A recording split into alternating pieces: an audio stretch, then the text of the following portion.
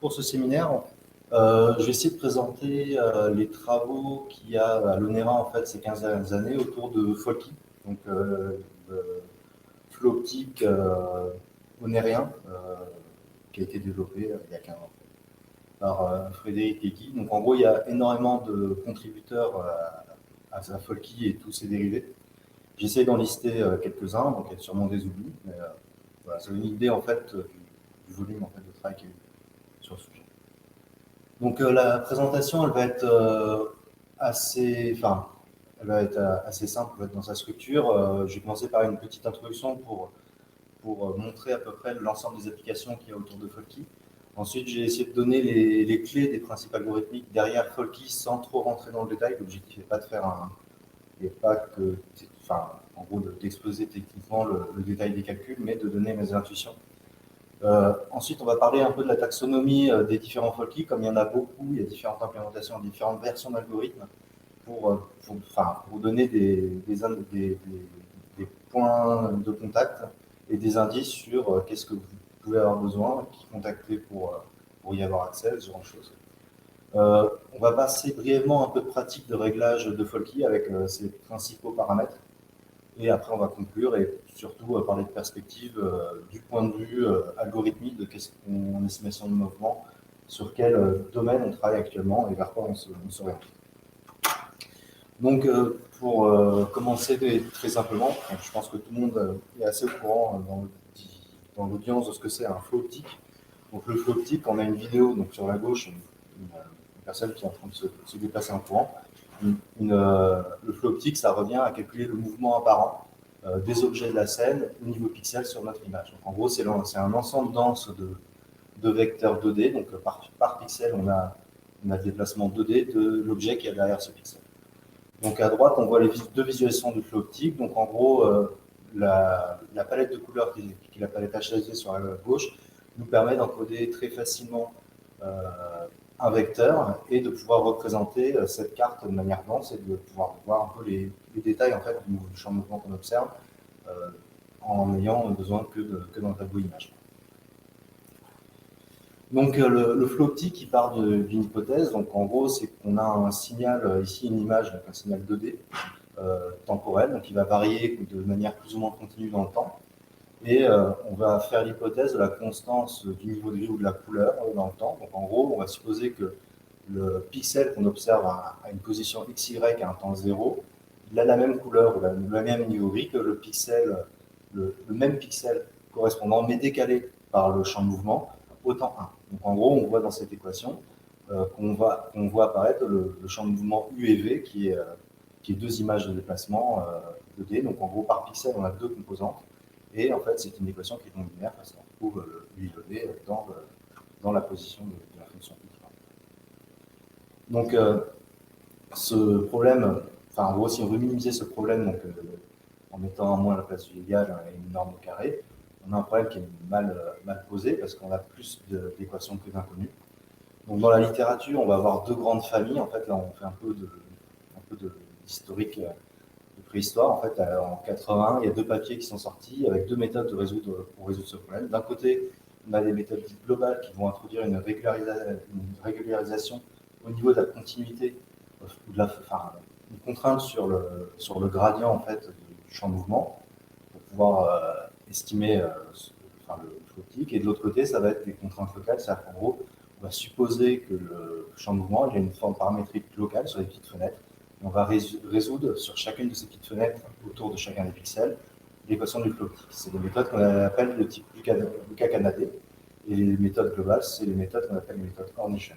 Sachant que nous, ce qui nous intéressait, c'est les méthodes de type Lucas-Canadé. En 2005, Guy et Fred de l'ONERA, ils ont publié le premier papier de Folky, qui est une résolution itérative Folky de cette estimation de type Lucas-Canadé du flot optique. S'en est ensuite tout un tas de travaux, en fait, des travaux qui visaient à soit appliquer cet algorithme à d'autres, à tout un tas de problèmes pratiques différents, ou alors de modifier l'algorithme, par exemple le Folky 2D3C, va nous permettre d'estimer des champs de mouvement à 3 composantes sur une acquisition stéréo en PIV.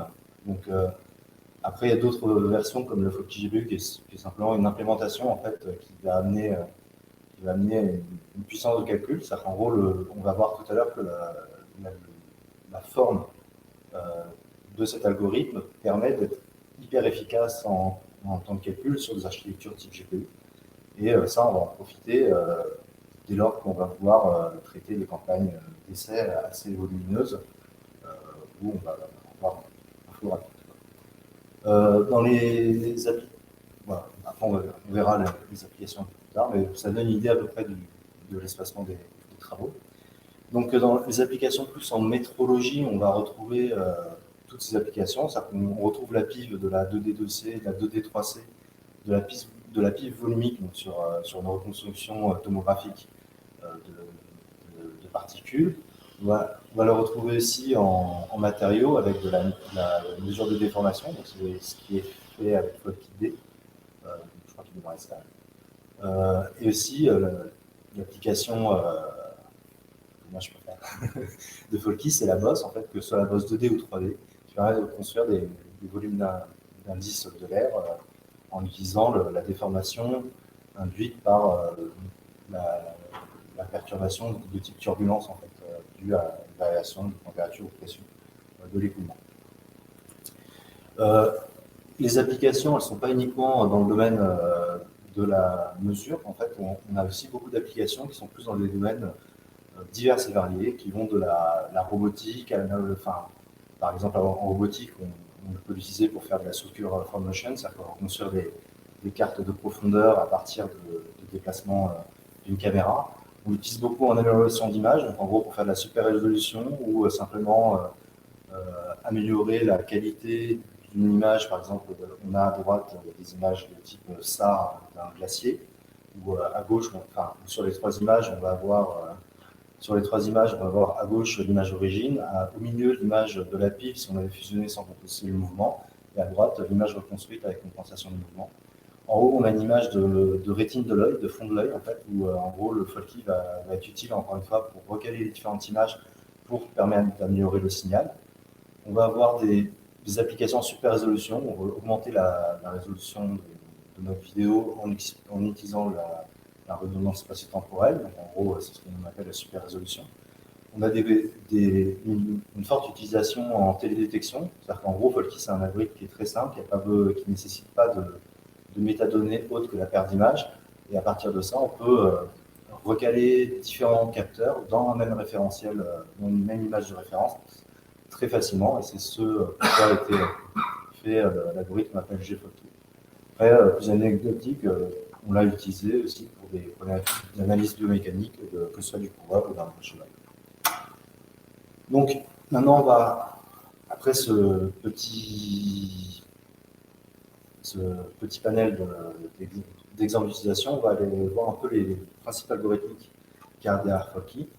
Donc, en gros, pour faire très grossier, les trois ingrédients de base de Folky, c'est un flot optique de type QK-Canadé dense, c'est-à-dire qu'en gros, on va résoudre pour chaque petite fenêtre autour de chaque pixel de notre image, auquel on va combiner à une résolution de type Gauss-Newton. Donc en gros, ce qui va différencier Folky de ses concurrents d'état de l'art, c'est le choix qui a été fait du point autour duquel on fait le développement limité pour être simple. Et après, on combine ça à une pyramide d'images multi-résolution, parce que quand on fait un développement limité pour faire du Gauss-Newton, on résout localement, ce qui suppose des petits mouvements, et les petits mouvements, on ne sait pas toujours ce qu'on a dans nos images. Donc on utilise une pyramide d'images multi-résolution pour pouvoir avoir une approche de type Coarse-Ophen, des mouvements grossiers en réduisant la résolution de notre paire d'images, vers des mouvements plus fins en augmentant la résolution au fur et à mesure. Donc voilà, donc en gros les spécificités de notre algorithme, c'est une résolution qui est itérative, qui est dense par construction, ça contrairement à d'autres algorithmes de l'état d'art type QK-Canadé, la résolution de Folky n'a pas de sens si on veut résoudre le mouvement pour un seul pixel, pour un seul voisinage. La grande force de Folky, c'est de considérer la résolution pour une image, un tableau image complet, parce qu'il y a tout tout un tas de calculs qui vont être formulés sous forme de convolution. Et du coup, c'est ça qui va permettre d'avoir un algorithme qui est ultra efficace en termes de coût de calcul sur des architectures de type GPU. On a besoin de peu d'itérations pour arriver à un résultat correct, et il y a peu d'interpolation par pixel. Donc ça, c'est les ingrédients qui font que Flocky est très spécial par rapport à ses concurrents dans l'état de l'art.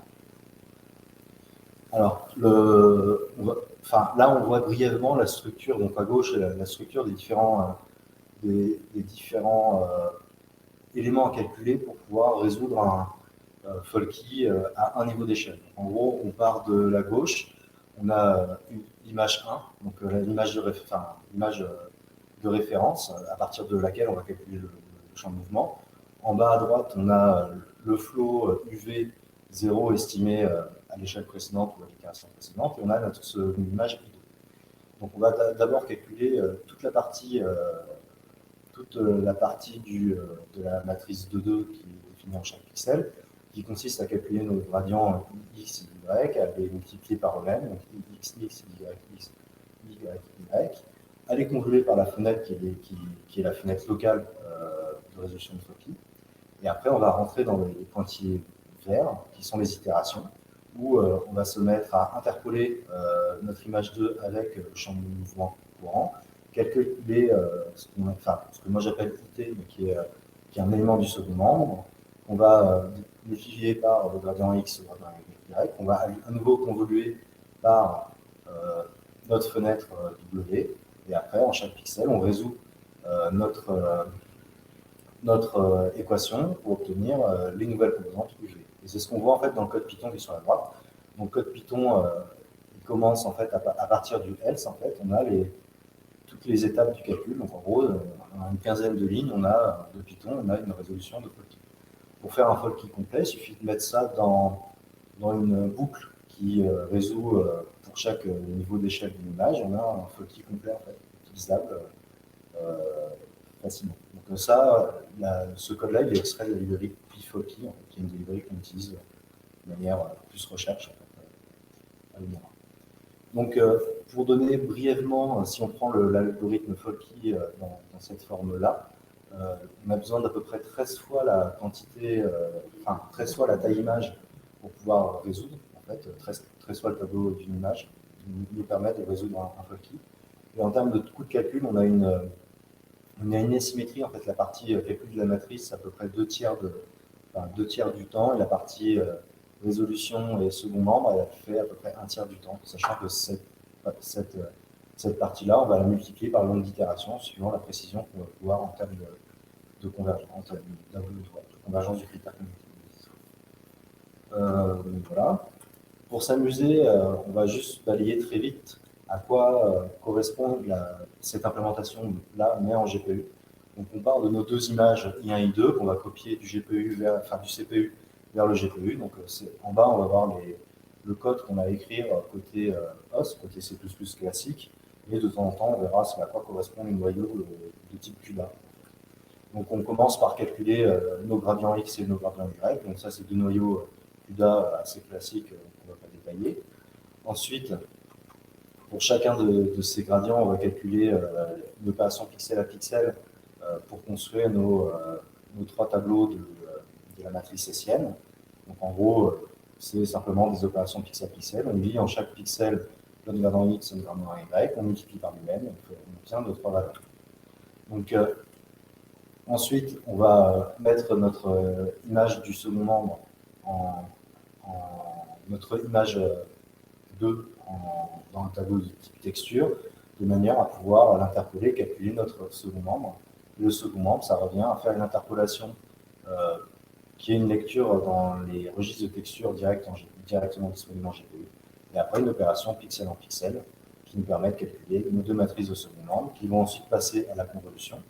Et on résout notre système qui est simplement la résolution du système de 2 qu'on voit ici et qui nous fournit une nouvelle estimation de U et de V. Tout simple, très facile à faire. Donc voilà, en fait, ça c'était pour donner un peu, en gros, donner un aperçu de ce qu'est Folky et de sa simplicité, donc de vous donner envie de l'implémenter dans tous les langages que vous avez envie. On va passer maintenant à la taxonomie des différents folkies. Donc en gros, pour les folkies biframe, on a tous ces folkies-là. Donc en gros, ils ont tous un niveau de maturité d'utilisation un peu différent.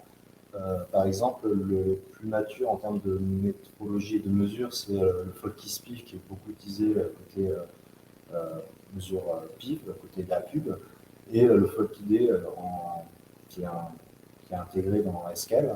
Après, en TEDEX, ça va être GFolky qui est plus un code Python MATLAB, en gros, qui va être utilisé pour toutes les problématiques de recalage de données.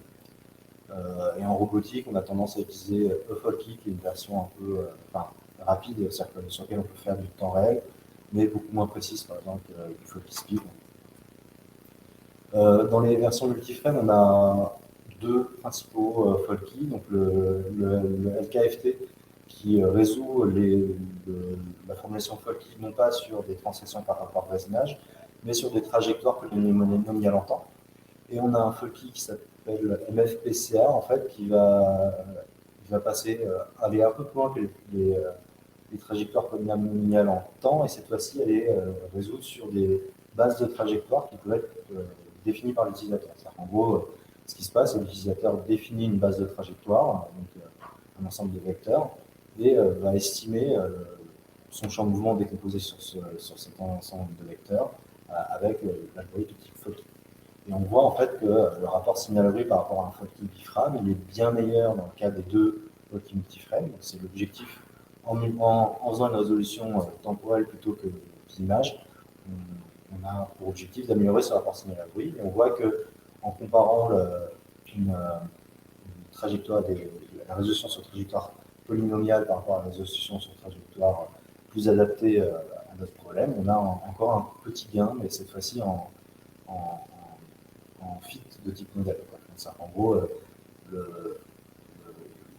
les trajectoires de type polynomial n'expliquent pas le modèle qu'on cherche à simuler suffisamment bien pour pouvoir avoir un fit. Donc ce qu'on voit là, c'est des images de résidus par rapport à une vérité terre. Donc là, on parle un peu plus des outils. Donc le premier outil, c'est Folky Spiff, qui est une application GPU sous Windows, initiée par Yves Le Sang, qui est maintenant à la retraite, et qui est maintenant gérée par François Nicolas, ODA Cube, et qui continue d'évoluer. Donc en gros, il y a plein d'évolutions. C'est utilisé de manière assez largement dans la communauté de la mesure. On a une version Linux qui est intégrée à la plateforme d'Escal et qui intègre FolkyD, donc le Folky qui fait la mesure de déformation de 3D de matériaux. Donc là, je ne savais pas trop mettre ici bien en point de contact, en fait, si vous avez des questions. On a le GFolky qui est une version qui est sous licence GPL qui a été livrée à Total dans le cadre de contrats en télédétection et qui est utilisé par diverses personnes en extérieur de l'ONERA. En particulier, c'est l'algorithme qui a été intégré dans la plateforme Snap de l'ESA pour le recalage des SAR optiques. Il y a deux implémentations qui sont disponibles sur GitHub, qui sont une implémentation Python et une implémentation MATLAB. Et si vous avez des questions, c'est Elise comme point de contact. Après, on a tout un tas d'autres algos qui vont de la librairie Folky qui contient, entre autres, des versions Folky multiframe qui ont été développées qui ont été implémentées par Pierre Godet au début de sa thèse. On a la version eFolky qui est une version CUDA qu'on utilise en robotique qui est ultra rapide et qui est vraiment le Folky mis à nu, on va dire. On a une version C++ OpenCV si on n'a pas de GPU qui existe, et l'ancêtre Folky MATLAB qui est aussi disponible. Voilà, on va passer à un passage sur les paramètres de Folky. C'est un algorithme qui est très robuste et très simple à régler. En fait, on va voir comment. Mais pour commencer, le premier paramètre à régler, c'est le niveau d'échelle dans notre pyramide d'image, et qui va en gros être dimensionné par la résolution de notre image et aussi la taille des champs de mouvement qu'on cherche à estimer. On voit Ici, de gauche à droite, en fait, le champ de mouvement qui est estimé sur la paire d'images PIF qu'on a tout à gauche. Et on voit qu'on augmente le nombre de niveaux d'échelle. Donc on voit qu'à un niveau d'échelle, on estime aucun champ de mouvement. Et il faut attendre d'arriver à 4 niveaux d'échelle pour pouvoir avoir un champ de mouvement complètement estimé sur toute notre image, sans trou comme on a dans l'image 3. Ensuite, il y a le nombre d'itérations. Combien d'itérations il faut qu'on mette à notre Folky pour avoir un résultat qui nous plaît. Donc là, sur la même paire d'images, en fait, on a fait varier le nombre d'itérations de Folky. Donc en gros, désolé pour ceux qui sont dans la salle, parce que le vidéo proche est mauvais, donc on ne voit pas les contrastes. Mais en gros, là, sur les 5 Folky, visuellement, on ne voit pas trop de différence à l'œil nu au niveau des champs de mouvement qu'on a estimés. Si on prend une coupe de notre champ de mouvement au milieu de notre image et qu'on compare les différents flots côte à côte, on voit qu'en fait, en dehors de la première itération qui est un peu sous-estimée par rapport aux autres, sinon on converge très vite vers une valeur qui est unique. Après, ce résultat, il peut s'expliquer aussi par le fait que cette image, il y a très peu de bruit, c'est une image qui est très propre, du coup on converge très vite vers le bon résultat.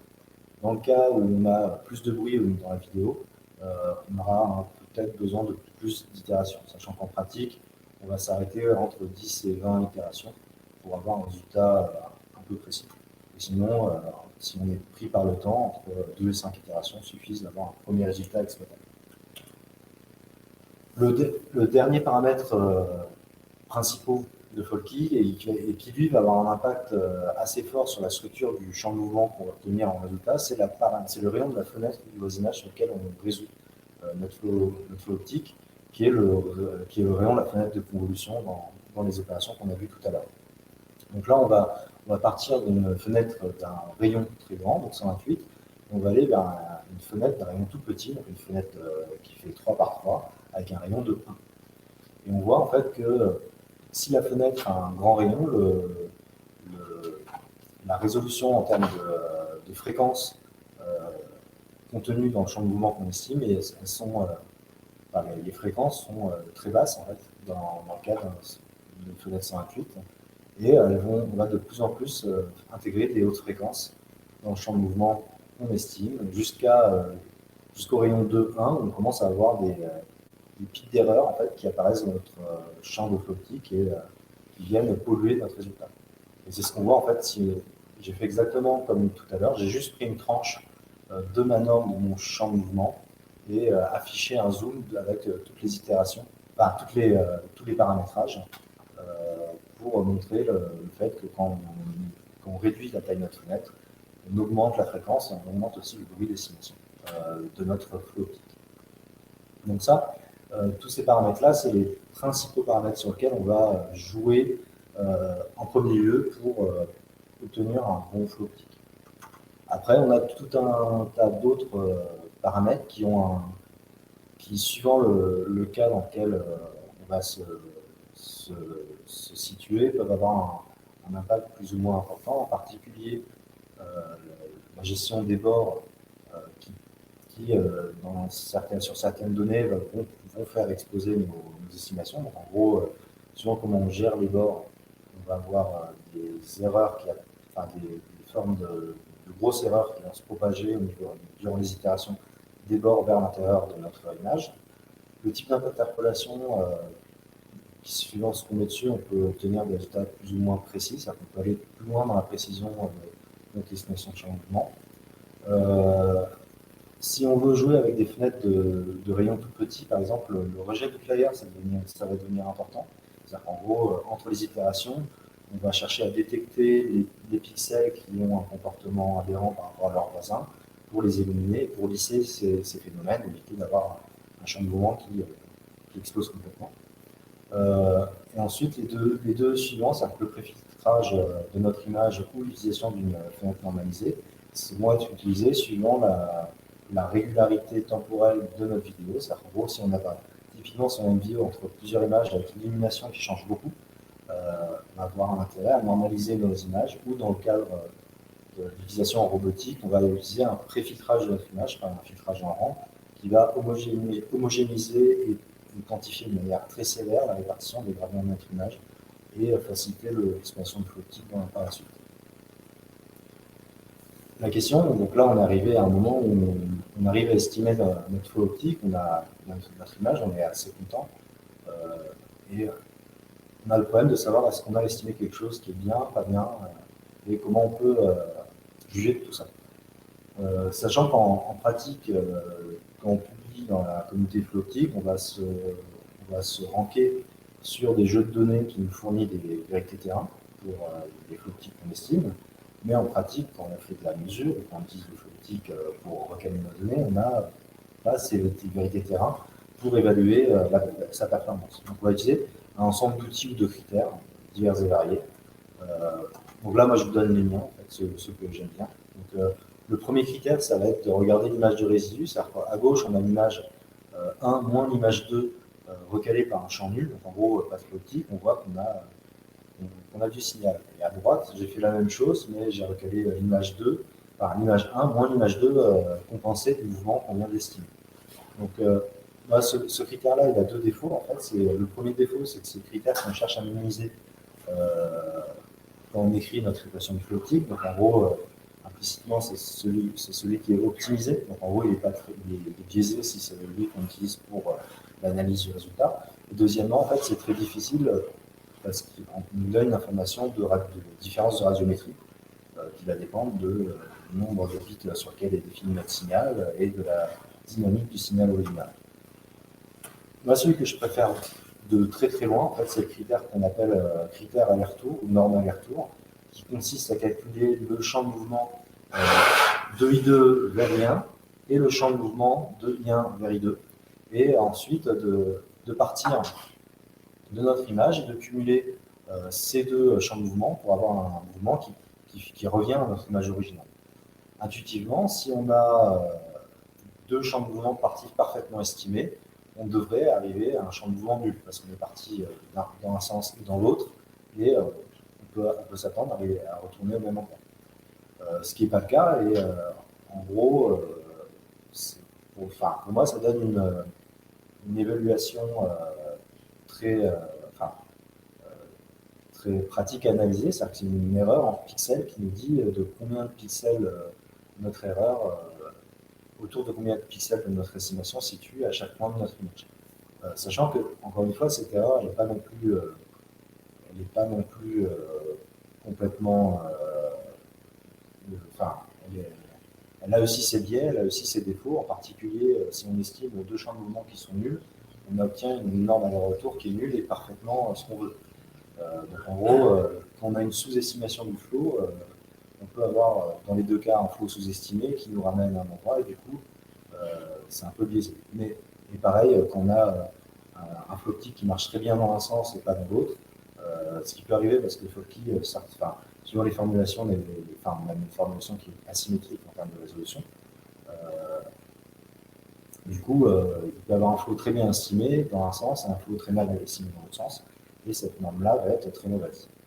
Mais de manière générale, ça reste un outil pratique à utiliser. En plus, c'est une donnée quantitative, c'est-à-dire qu'en gros, on peut s'amuser à faire des histogrammes là-dessus et avoir des stats facilement interprétables. Mais il ne faut pas oublier d'aller regarder l'image pour vérifier que ce qu'on en interprète, c'est bien ce qui se passe réellement. Un autre critère un peu quantitatif qui est beaucoup utilisé en PIV, ça va être regarder ce qu'on appelle le peak locking. C'est-à-dire qu'en gros, en regardant l'histogramme des champs de mouvement, on va voir que on va voir apparaître, en fait, sur l'estimation, des pics autour des valeurs entières, en fait, qui n'ont pas de raison d'être en fait, dans le champ de mouvement. Et donc, en gros, un flow suivant s'il est pic loqué ou pas, on peut savoir s'il est le plus ou moins bon. Sachant que encore une fois, ce critère-là, ce n'est pas un critère absolu. C'est-à-dire qu'en gros, je prends un champ de mouvement, j'ajoute un bruit aléatoire dessus. On va supprimer de manière comme ça artificielle, en introduisant de l'erreur aléatoire, on va supprimer le peak locking facilement. Donc en gros, c'est intéressant dans la palette d'outils d'analyse, mais c'est pas la panacée. Et pour finir, moi, les méthodes que je préfère, mais qu'on peut faire que quand on n'a pas beaucoup d'images à recaler, ça va être de faire une analyse visuelle. En gros, soit en utilisant une composition colorée, ça en faisant une image RGB avec un canal attribué à chacune des images, ou alors en faisant une mosaïque d'images découpées en petits carrés pour superposer des images, ou en faisant un fil temporel avec un gif animé pour regarder ce qui se passe entre une image et une image recalée et vérifier que visuellement, il n'y a pas d'éléments qui ne se superposent pas. Sachant que ces techniques-là, elles sont beaucoup plus faciles à appliquer quand on a de la texture et des objets. Quand on est en PIV, ça va être un peu plus difficile de voir si réellement les particules sont au bon endroit. Mais même en PIV, en fait, quand on fait l'œil il arrive à interpréter assez bien s'il y a un mouvement résiduel en faisant une chose. Donc moi, c'est mes préférés, mais ils ne sont pas quantitatifs, ils restent qualitatifs. Donc voilà. Donc j'en arrive à la conclusion et perspective de tout ça. Donc, dans les conclusions perspectives, il y a des travaux autour du flow optique, l'utilisation du flow optique de manière temps réel en fait en métrologie. Ça va être dans le cadre d'un PDA qui est monté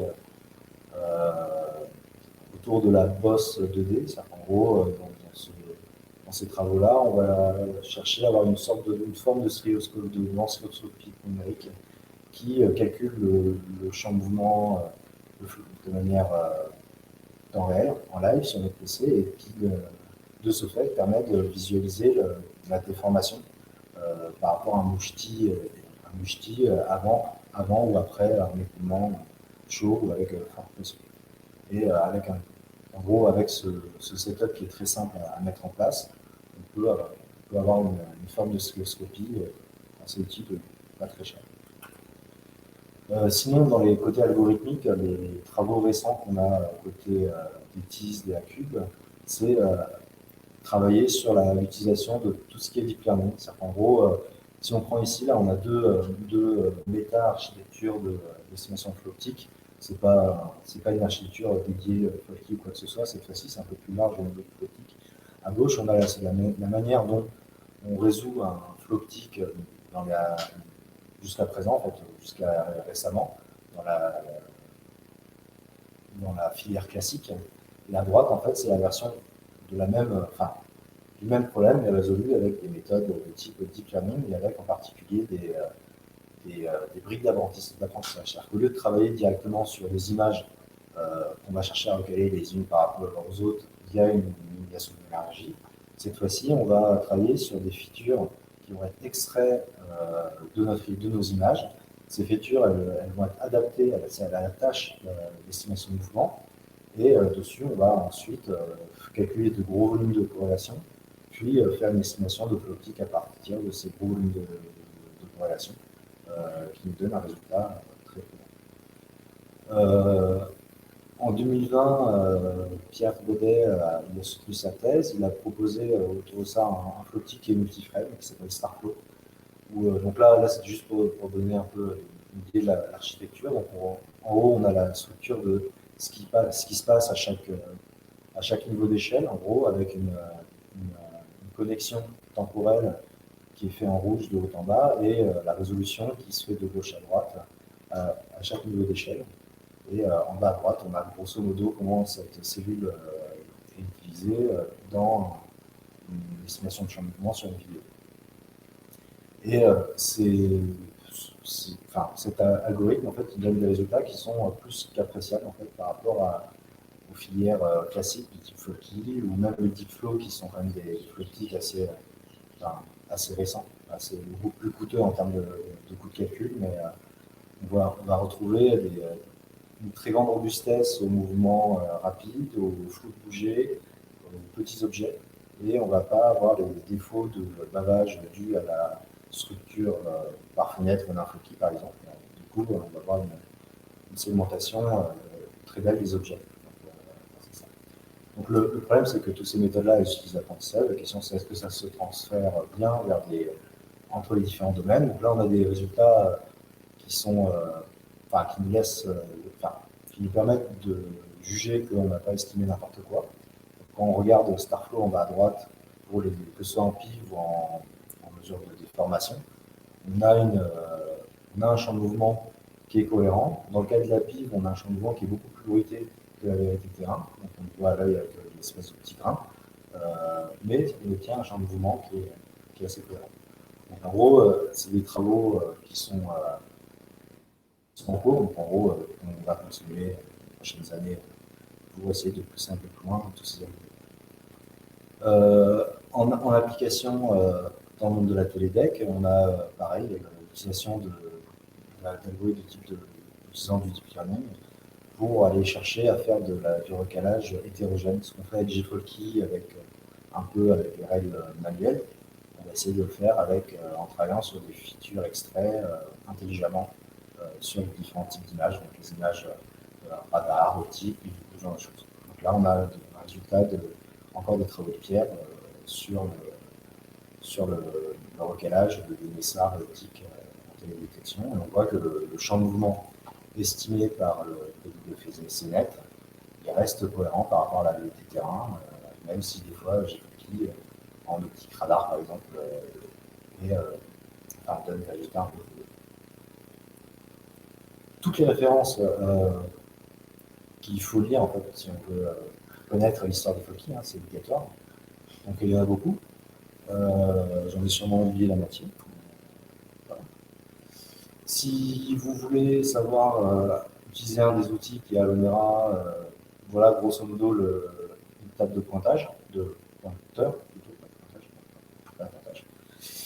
Et voilà, et voici si vous avez des questions, je vous écoute, je vous répondrai avec plaisir.